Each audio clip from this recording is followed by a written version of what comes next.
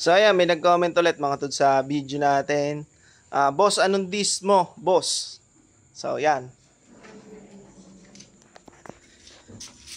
So disc ng CBR natin, yan, pinalitan natin 320mm mga tods.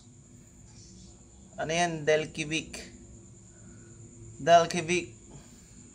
CNC na disc brake. 320mm yan mga boss. You know, ganda ng tindig, oh. Ito, pagka binili mo tong disc na to, may kasamang bracket ng pang stock caliper. Ito, mapapansin nyo sa akin, iba naka RCB 4-pot na.